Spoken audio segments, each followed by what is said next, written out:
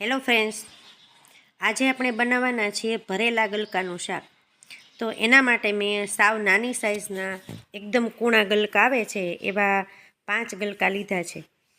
એને આપણે બંને બાજુથી આ રીતે ડીટીયાનો ભાગ કાપી અને ઉપરથી છાલ ઉખેડી લેવાની છે.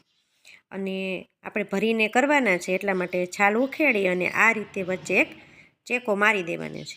તો બધા જ ગલકા આપણે આ રીતે ચેકો મારી અને છાલ ઉખાડી લેશું. ત્યારબાદ આપણે એની અંદર ભરવા માટેનો મસાલો તૈયાર કરી લઈએ. તો મસાલાની અંદર મેં સફેદ તલ લીધા છે અડધો કપ અને 7 થી 8 લસણની કળી.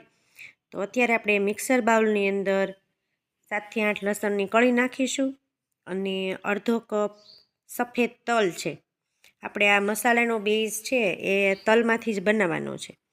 અને આ એક બોરિયા મરચું છે. તો એ બોરિયું મરચું બહુ તીખું હોય, તમે સાદું મરચું પણ લઈ શકો. તો જો મીડિયમ તીખું હોય તો એક આખું મોટું મરચું નાખી શકાય.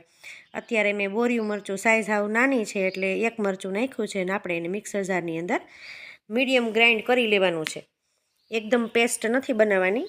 તો આ રીતે એને ગ્રાઇન્ડ કરી અને એક ડીશની અંદર કાઢી લેશું. સ્વાદ મુજબ એની અંદર મીઠું નાખીશું, 5 ચમચીથી અડધી ચમચી જેટલી હળદર, 1.5 ચમચી લાલ મરચું, ધાણા ભાજી, 1 ચમચી ખાંડ અને અડધા ફાડું લીંબુનો રસ.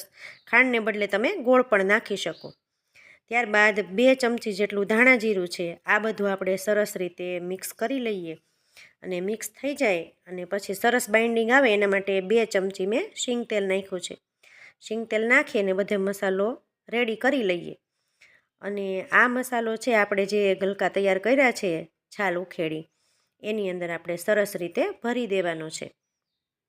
અને ગલકા ભરતી વખતે ધ્યાન રાખવાનું છે કે ગલકા છે એકદમ કૂણા કૂણા હોય, એટલે તમે વધારે અંદર ભરવાની ટ્રાય કરીએ આપણે મસાલો તો ગલકાના 2 ભાગ થઈ જાય. એટલે હળવે હાથે આપણે બધા જ ગલકા છે એ ભરી દેવાના છે. ત્યારબાદ આપણે વઘાર માટે મેં 3 પાવડા તેલ લીધું છે અને એકદમ ધીમું ધીમું ગરમ થાય ને એટલે આપણે એની અંદર 7 થી 8 લસણની આખી કળી છે એની અંદર આપણે નાખી દેવાની છે. કટકી કરીએ તો પણ ચાલે, અહીંયા મેં આખી કળી લીધી છે. તો લસણની 7 થી 8 કળી નાખી અને સેજ લસણ છે એ ઉપર આવવા માંડે એટલે એની અંદર અડધી ચમચી હિંગ નાખી અને આપણા જે ભરેલા ગલકા તૈયાર કર્યા છે મસાલાવાળા એ ગલકા આપણે એની અંદર વઘારી દેશું. હવે આની અંદર આપણે રાઈ કે જીરું કે લસણની ચટણી કે એવું કાંઈ ઉમેરવાના નથી. ખાલી આખા લસણથી જ આપણે એનો વઘાર કર્યો છે. થોડી વાર સાતળીએ એટલે તરત જ એની અંદર મેં ઝીણી ઝીણી દેશી ટમેટી લીધી છે તો એને આખી નાખી દઈએ અને ત્યારબાદ થોડીક વાર મિક્સ કરી અને ઢાંકી અને ચડવા દઈએ.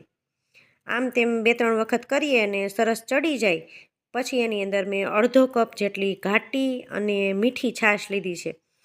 એ મીઠી છાશ નાખી અને થોડી વાર માટે એને ચડવા દઈશું. આપણે ખાટી છાશ નહીં લઈએ કારણ કે આપણે દેશી ટમેટાં નાખ્યા છે એટલા માટે. અને થોડીક વાર ચડવા દઈએ એટલે આપણું આ જે ભરેલા ગલકાનું શાક છે એ એકદમ સરસ તૈયાર થઈ જાય છે. તો જો આ રીતે આપણું ગલકા છે એકદમ મસ્ત બફાઈ ગયા છે અને લોયાની અંદર આપણે કરીએ એટલે એનો સ્વાદ છે એ એકદમ મસ્ત આવે છે.